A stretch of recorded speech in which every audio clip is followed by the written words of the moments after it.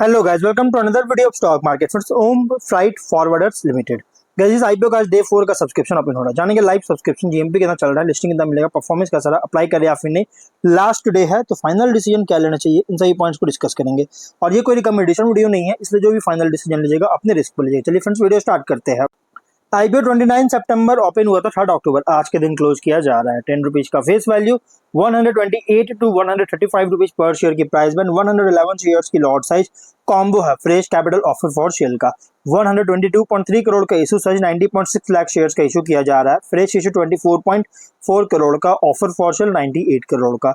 Book build IPO BSc NSC दोनों stock exchange में listed किया जाएगा। लिस्टिंग कर रही है। अलॉटमेंट डेट 6 अक्टूबर का, 7 अक्टूबर को रिफंड रिलीज किया जाएगा। शेयर्स डिमांड अकाउंट में क्रेडिट होगा और 8 अक्टूबर का लिस्टिंग डेट रखा गया है। इंडिविजुअल मतलब रिटेल मिनिमम 1 लॉट अप्लाई कर सकते हैं, 111 शेयर्स मिलेंगे, 15,000 पे करना पड़ेगा। रिटेल मैक्सिमम 13 लॉट अप्लाई कर सकते हैं, 1.9 लाख रुपीज पे करना पड़ेगा। जो कि अगर रिटेल में 5 टाइम्स सब्सक्राइब होता है तो आप जितना भी अप्लाई कीजिए आपको ओनली 1 लॉट ही अलॉट किया जाएगा, उससे ज्यादा आपको अलॉटमेंट नहीं होगा। Small HNI minimum 14 lot apply कर सकते हैं, 2.1 लाख रुपीज पे करना पड़ेगा। मैक्सिमम 66 लॉट अप्लाई कर सकते हैं, 9.9 लाख रुपीज पे करना पड़ेगा। बिग एचएनआई में मिनिमम 67 लॉट अप्लाई कर सकते हैं, 10 लाख रुपीज पे करना पड़ेगा। मैक्सिमम का कोई लिमिट नहीं है। स्मॉल एचएनआई या बिग एचएनआई अगर 15 टाइम सब्सक्राइब होता है तो स्मॉल एचएनआई में आप जितना भी अप्लाई कीजिए आपको ओनली 14 लॉट ही लॉट किया जाएगा। बिग एचएनआई में ओनली 67 लॉट ही लॉट किया जाएगा, अगर सब्सक्रिप्शन उतना देखने को मिलता है तो। 67 से भी ज्यादा देखने को मिलती है तो।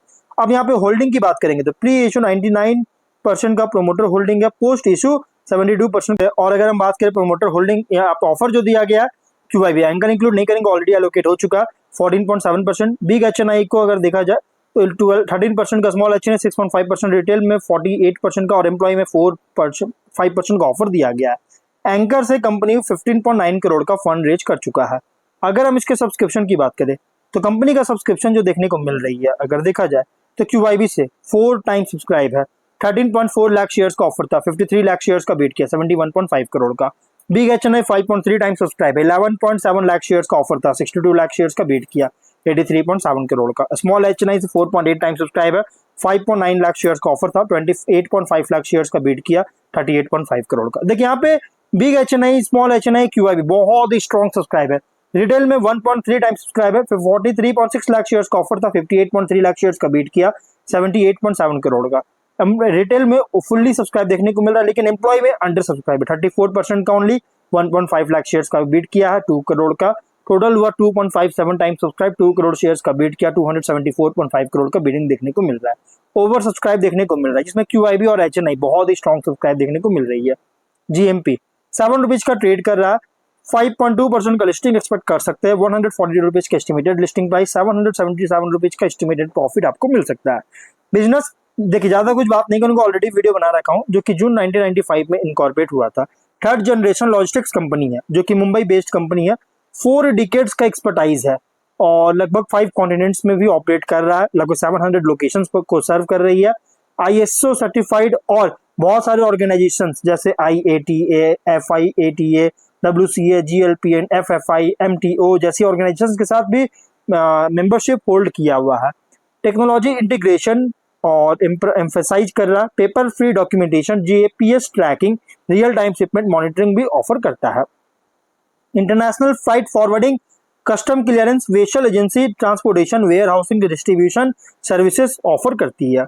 और कंपनी का सर्विसेज में custom clearance, freight forwarding, project and charter services और चार्टर सर्विसेज और हो गया नॉमिनेटेड कार्गो। उसके अलावा अगर देखिए domestic transportation, inventory, warehousing and distribution, material handling services. Additional services में बॉन्डेड ट्रकिंग और transshipping, cross trade, post shipment activities है।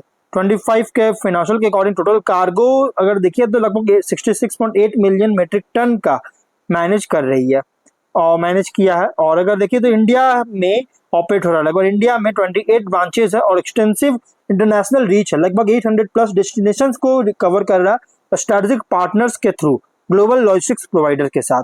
और 135 कॉमर्शियल व्हीकल्स और इक्विपमेंट्स है, जिसमें इंक्लूड है क्रेन्स, फॉर्कलिफ्ट्स, ट्रेलर्स, पे लोडर्स, टिपर्स, वेसल्स एंड जो कि लगभग 22 लॉजिस्टिक्स पार्टनर है कंपनी के पास। कॉम्पिटेटिव स्ट्रेंथ की बात करें तो end to end logistics services and solutions provide करता है। High quality and efficient service delivery का ट्रैक रिकॉर्ड है, ऑपरेशनल कैपेबिलिटीज है खुद के फ्लीट का, और लॉन्ग टर्म क्लाइंट रिलेशनशिप भी बिल्ड कर रही है, और डाइवर्स इंडस्ट्री वर्टिकल्स में प्रेजेंस है, skilled and experienced management team है, रेलिवेंट इंडस्ट्री एक्सपीरियंस के साथ टेक्नोलॉजिकल इंटीग्रेशन है कंपनी का। तो overall company 3PL integrated logistic services provide कर रहा है डोमेस्टिक और इंटरनेशनल दोनों क्लाइंट्स को, जो कि अगर हम बात करें तो कॉम्पिटिटर अगर देखा जाए tiger logistics, total transport systems, AVG, Patel integrated, ये सभी इसके कॉम्पिटिटर है। वहीं अगर हम बात करें इस कंपनी के फाइनेंशियल का, 23 में 493 करोड़ का रेवेन्यू, 27 करोड़ का प्रॉफिट, 24 में 421 करोड़ का रेवेन्यू, 10.3 करोड़ का प्रॉफिट, 25 में 494 करोड़ का रेवेन्यू, 22 करोड़ का प्रॉफिट है। तो फाइनेंशियल अगर देखा जाए तो टॉप लाइन है बॉटम लाइन इंक्रीज करता हुआ, टॉप लाइन है बॉटम लाइन इनकंसिस्टेंसी देखने को मिल रहा है। क्यों? क्योंकि 24 में कंपनी का नंबर्स डाउनफॉल देखने को मिला था, चाहे रेवेन्यू हो या प्रॉफिट, मतलब कि इनकंसिस्टेंसी परफॉर्मेंस देखने को मिल रहा है, और हाईली कॉम्पिटिटिव फ्रैगमेंटेड सेगमेंट में भी ऑपरेट कर रही है। रेशियोज ROE 13% का है, ROC 16% का, debt to equity 0.17 time, PAT EBITDA margin 4.5 7.7%, PB ratio 2.5 time, PE ratio 19.5 time का देखने को मिल रही है। कुछ रिस्की पॉइंट भी है, तो रिस्की पॉइंट क्या है कि अगर देखिएगा तो कंपनी जो है global trade fluctuation, economic downturn का एक्सपोजर हो सकता है, जिससे कार्गो वॉल्यूम्स को अफेक्ट कर सकता है, और इंटेंस कंपटीशन है बोथ डोमेस्टिक और इंटरनेशनल लॉजिस्टिक सर्विस प्रोवाइडर से, रेगुलेटरी कॉम्प्लायंस में डिपेंडेंस है, और ट्रेड पॉलिसीज में कोई भी चेंज होता है तो बहुत बड़ा इंपैक्ट कर सकता है। फ्यूल प्राइस वोलेटिलिटी पर वल्नरेबिलिटी होता है, जो कि इसके कारण ट्रांसपोर्टेशन कॉस्ट इंपैक्ट कर रही है, और ऑपरेशनल रिस्क जो कि एसोसिएटेड होता है वाइड स्प्रेड नेटवर्क और डाइवर्स सर्विस जो ऑफर कर रहा है इसको मैनेज करने के साथ, इसको मैनेज करने पर अगर इसके साथ जो थोड़ा सा रिस्क भी है, ऑपरेशनल रिस्क देखने को मिल रहा है। GMP 7 रुपीज का 5.2% लिस्टिंग एक्सपेक्ट कर सकते हो। ऑब्जेक्टिव क्या है? तो कंपनी कैपेक्स करना चाहता है एक्विजिशन में, जो कि कॉमर्शियल व्हीकल और हैवी इक्विपमेंट का परचेज करेगी, और जनरल कॉर्पोरेट पर्पस के लिए फंडिंग चार्जेस के लिए IPO लेकर आया। तो कंपनी जो है ना हाई रिस्क लो रिटर्न IPO, प्राइसी और डाइसी IPO है, जो कि हाई रिस्क लो रिटर्न IPO, और इसलिए गाइस आप इसको इग्नोर कर सकते हैं, लेकिन फाइनल डिसीजन जो भी लीजिएगा अपने रिस्क पर लीजिएगा, ये कोई रिकमेंडेशन वीडियो नहीं है, इसलिए गाइस फाइनल डिसीजन अपने रिस्क पर ही लीजिएगा। तो मिलते हैं नेक्स्ट वीडियो में।